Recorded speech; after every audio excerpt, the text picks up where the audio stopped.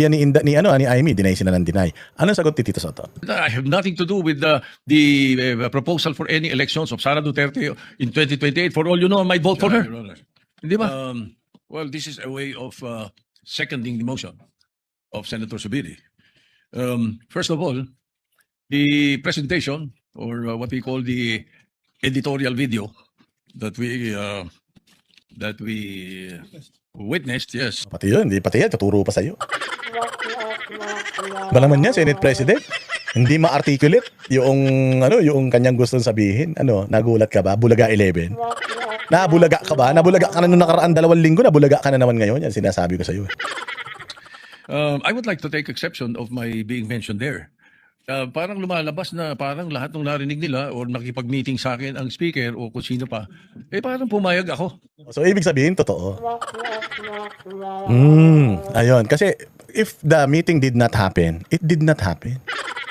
But it happened. Hindi ka naman siguro makikipag-meeting sa kanila nang hindi mo alam kung anong agenda. Siyempre, if they want to set a meeting with you, can we have a meeting? Siyempre, magtatanong ka, what's the agenda of the meeting? Di ba? What's up? So what's gonna be the topic? Para makapag-prepare ako, or at least man lang, so that I know what to expect. Di ba? Hindi na mapipitara, meeting tayo. Sige, saan? Kasi ako ganun din eh. Pag niyaya ako ni Banat, tara da, alis tayo. Tatanungin ko, saan? Saan tayo punta? Diyan lang. Diyan lang. Siyempre, papaalam ako eh. Kailangan ko malaman kung saan. Mamaya, ipapatay mo ako eh. Kasi hindi alam kung saan ako hanapin. Hindi ba, magtatanong ka man lang. Di, kain lang tayo dyan sa may samgyup, salamat. Yan. Samgyup salan dyan sa may kanto. Masarap kasi, mahilig kasi si Banat Bay kumain mga samgyup, ganyan. O at least alam mo na, busog pa ako eh. Kumain na ako eh. O kaya, tama-tama, hindi pa ako makain. O kaya, anong oras yan? Alas 6. Tama-tama, hindi na ako kakain para pagpunta ko dyan, marami ako makain. Di ba? Para alam mo kung ano in-expect mo. Baka mamaya pagdating mo dun, ambush na pala yun. Gets mo? So when they set a meeting, alam mo na kagad kung ano yung pagmimitingan. What's gonna be the agenda of the meeting? Professional man kayo dyan. The agenda is this, con. Kung constitutional amendment, constitutional assembly, constituents assembly, ang gagawin mo, kung hindi ka interesado doon, hindi ka pupunta, hindi, ayokong pag-usapan niya. Bakit ka pa magkakaroon ng interest na pakinggan yung bagay na hindi ka naman interesado? Gets mo? Halimbawa, ako, niyaya nga ako ni Banat Bay kumain na ako eh. Kumain na ako. Tapos kain tayo doon sa vegan restaurant, puro salad. Ayoko salad, ano ko ba? Ayoko sumama sa iyo. Gusto ko karne. Hindi, gulay ang gusto kong kainin. Ayoko nga, hindi mag-isa ka na lang kumain, di ba? Ganun lang yun eh. Kung kasi Tito Soto, niyaya mo ko na pag-usapan natin con-con, tsaka hindi ako interesado dyan. Ayoko pag-usapan yung con-con, whatever. Ayoko pag-usapan yan. Unless may agenda ka na gusto mo rin yun, or baka may bayad para malaman mo kung magkano yung bayad pagka umoo dyan or something. O kung hindi man bayad, siguro pabor or anything. What's in it for me? Ganun yan eh. Tama? So pumunta ka doon sa meeting na yun. Alam mo kung anong pag-uusapan nyo doon sa meeting na yun. Kaya tumanggi ka, kaya hindi, ibig sabihin, pinag-usapan nyo yung pumasok sa utak nyo yung pare-pareho kayong mga ulul kayo. So dahil nga napag-usapan nyo, may posibilidad ba na matuloy yung pinag-usapan nyo o hindi? Meron. Pag nagpunta kayo doon para pag-usapan yung swimming, may tendency na matupad yung usapan nyo swimming. Yun yung pinunta nyo doon eh. Di ba? Hindi ka naman niyaya na, Tito Soto, tara, punta ka dito. Bakit? Kasi pag-uusapan natin na hindi matuloy yung constitutional convention. Tangina niyan. Di wag na lang natin ituloy. Ba't pa natin pag-usapan kung itutuloy o hindi? Wag na. Di ba? Ang pucha naman, napakatanga naman nito. Sana tinanong nila yung source nila, pumayag ba ako? Bobo eh. Sana daw tinanong yung source, Lito Manayo, pumayag ba siya? Regardless, ang sinasabi dito, nag-uusap kayo ng term extension. Nag-uusap kayo ng no election. The fact na pinag-uusapan niyo yun, ibig sabihin, option nyo yun. Option yun. Because kung hindi option yun, and if there is no possibility of con-us, or no election, hindi kayo dapat nag-uusap tungkol dun. Tama. Ang inang yan, umaming ka na nga eh. Mali ka na, tama ka pa rin. Kung ako sa'yo, dininay mo na lang sana. Di, totoo yun. Hindi mo na nag-uusap dun. Ang pinag-uusapan namin dun kung sinong mas sexy. Si Vice Ganda ba o si Aura? Ganun. Huli. Alam mo, Tito Soto, tanga ka. Sigurado ako si Vico Soto kasi tanga mo. Kaya hindi mananalo yun. Sa akin pa lang, hindi nauubra yung alibay mo eh. Yung alibay mo pang high school. Yung mga binabanggit na idea, I did not even mention it to any member of the Senate. Imagine, nakikipag-usap ka sa Congress without mentioning it sa Senate. O di ibig sabihin, putya, sumusolo ka. Solo flight yarn. Ano yan, Tito Soto? Sumusolo ka. Hindi mo sinasabi sa mga tao mo na nakikipag-usap, nakikipag-meeting ka na pala tungkol dyan. So, inaano mo sila? Bina-blindside mo sila, ganon? Ano yung sasalohin mo? Sasalohin mo yan? Yan, ha? Tungkol doon sa mga ideas of, let's say, a regional Senate and all that. Ito mga idea ng mga tao to eh. Diba? Kung nakikinig ka, narinig mo yung idea, ikaw ba'y sumang-ayo na? Tangina bobo talaga. Tito Soto, you are the Senate President. At kinakausap ka ng Speaker of the House. Ibig sabihin, you are representing Senate and si Boji D is representing the Congress. Dalawa kayong nag-uusap. At yung pinag-uusapan nyo doon, whether natuloy yun or hindi, the fact na you welcomed it, the fact that you spent time listening to it, it means you're considering it. You're considering it. Maybe you said no, maybe you declined, deny, or whatever. Pero, you're considering it. Kaya ka nga nakipag-meeting na yun yung agenda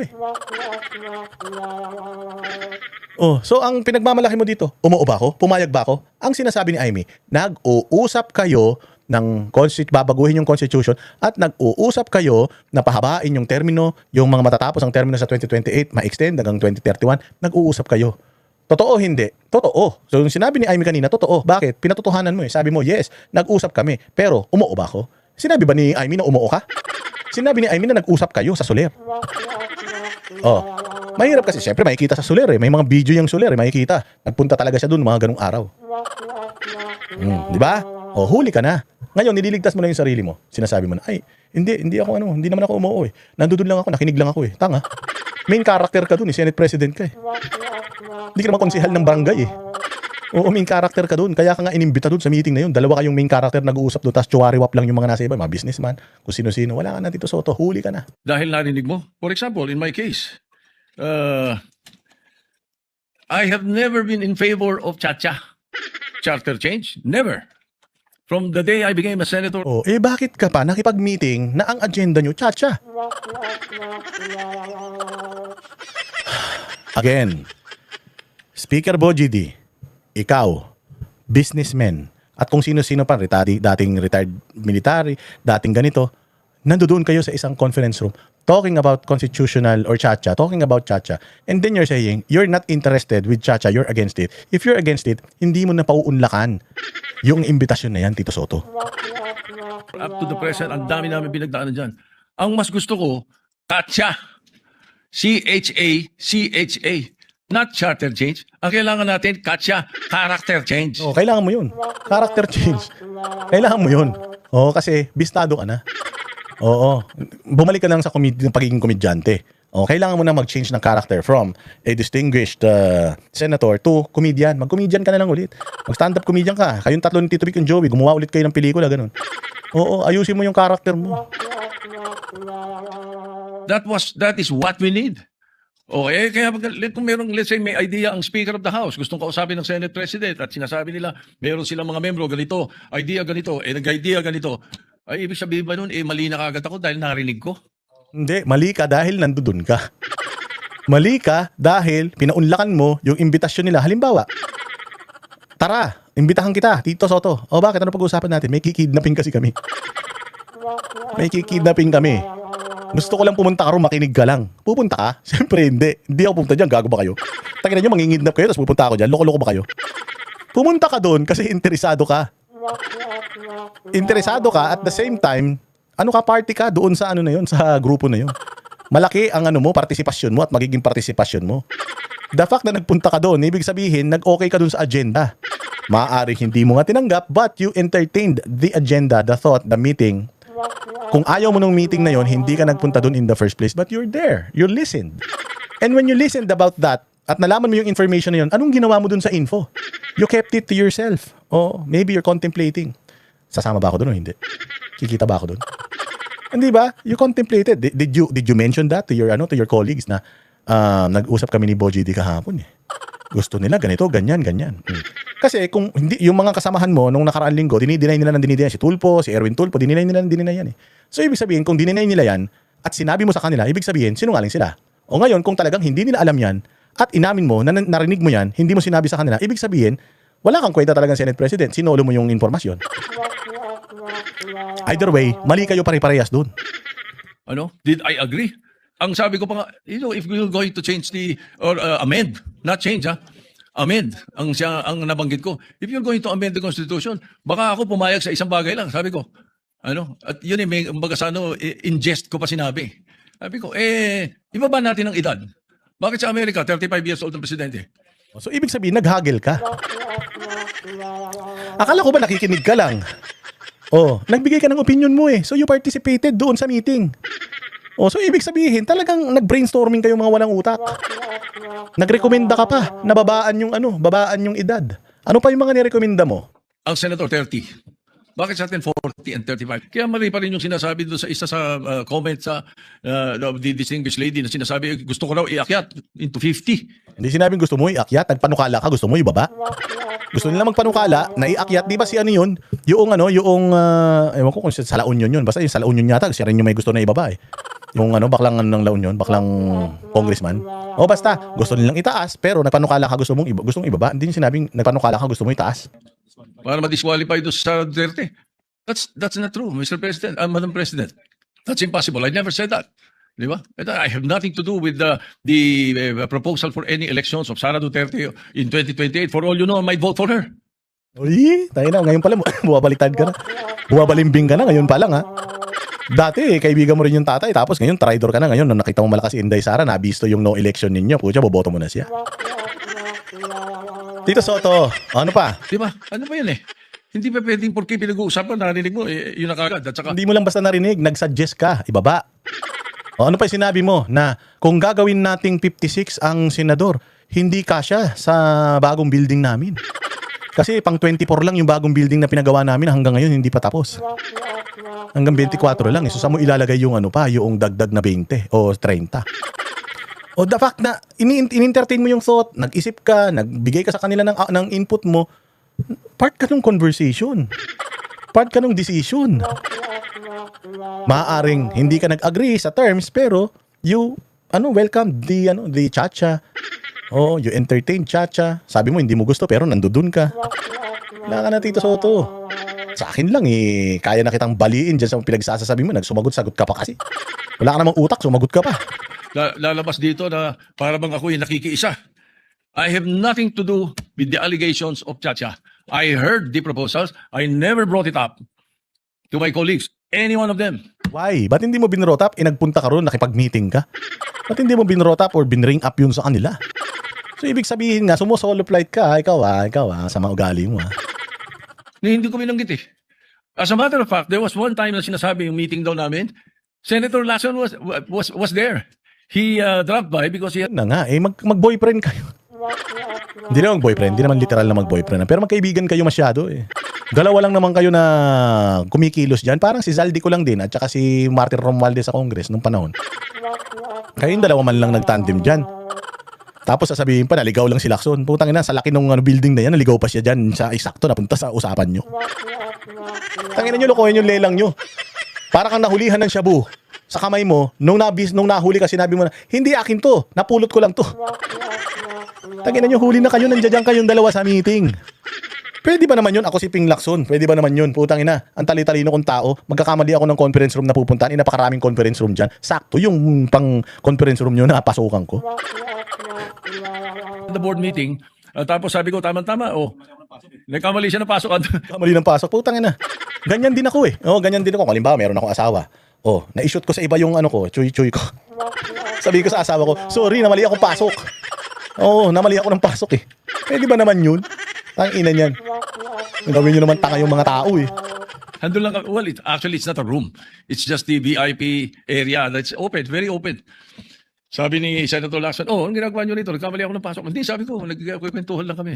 Sabi ko, at tinanong ko pa siya, ilan ba yung kwartong pinapagawa sa new Senate building? I even asked him that. Bakit? Sabi niya, why? Ito kang yung mga congressmen gustong gawing regional. Diba, imaginein mo, ganun katindi na usapan. Ganun kalupit na usapan. Tapos in passing, sasabihin mo lang, ilan ba yung pinapagawa mo? Kasi gusto nila humaba yung termino eh. Gawing regional ang Senate eh. Di ba parang ikaw, pinag-uusapan niyo yan? Tangina, ano yan Pagbabago ng batas yan Di ba? Ano yun? Parang nag-iinuman lang kayo tapos pinag-iisipan nyo, tara pasabugin natin Pilipinas, ganun. Di ba?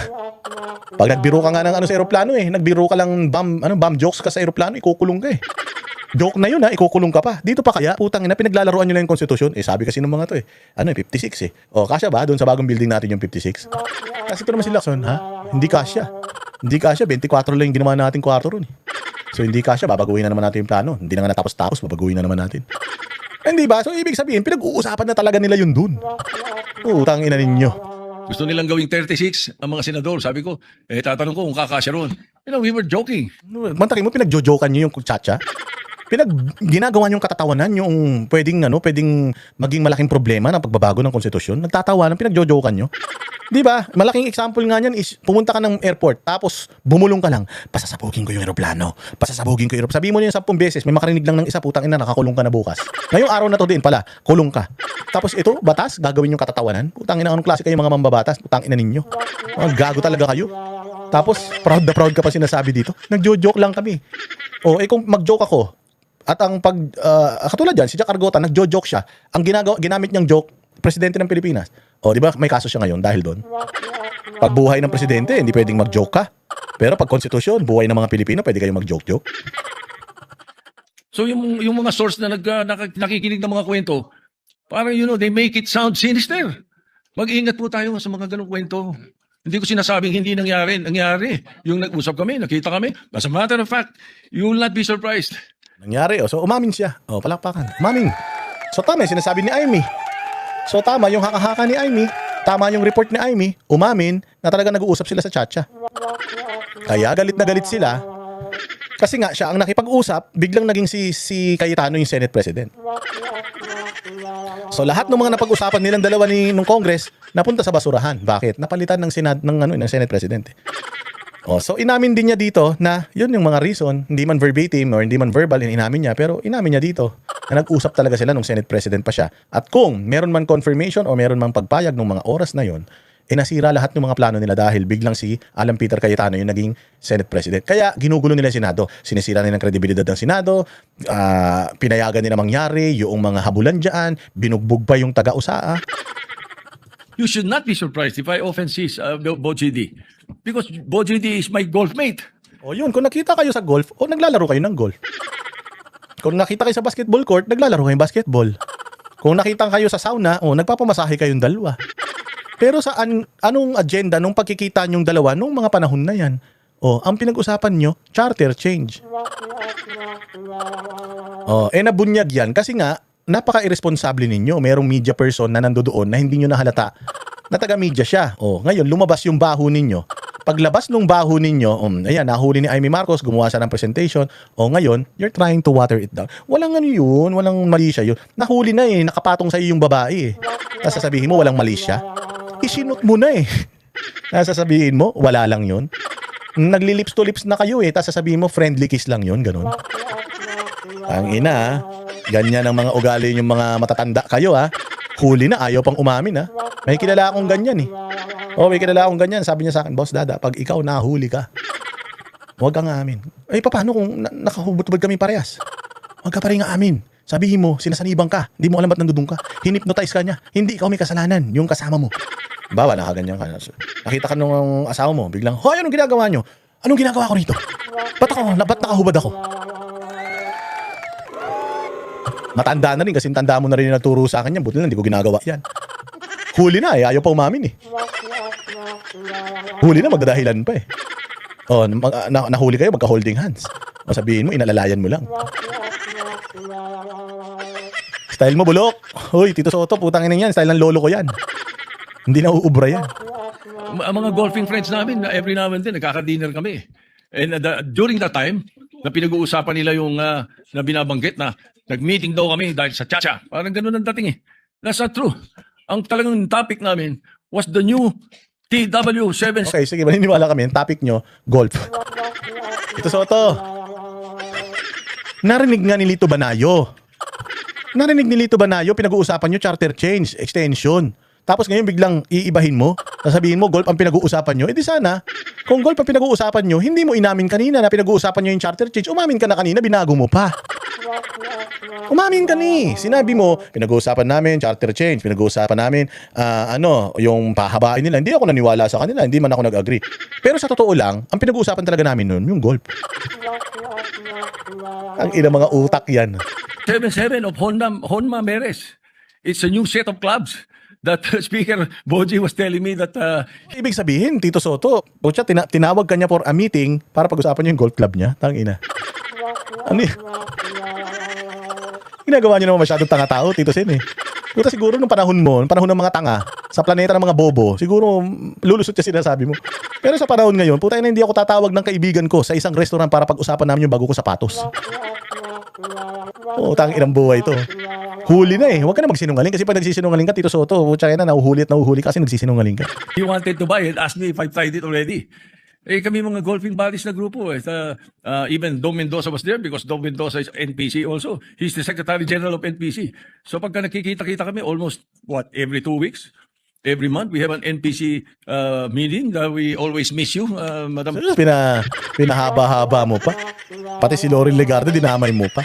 Umamin ka na eh, Tito Soto eh. Umamin ka na ikaw ay nagpunta doon, tapos pinag-usapan niyo yung mga bagay-bagay na yun. Tinanong mo pa si Lacson, naligaw daw siya, pero ang dami yung natanong sa kanya. Naligaw daw si Ping, ha?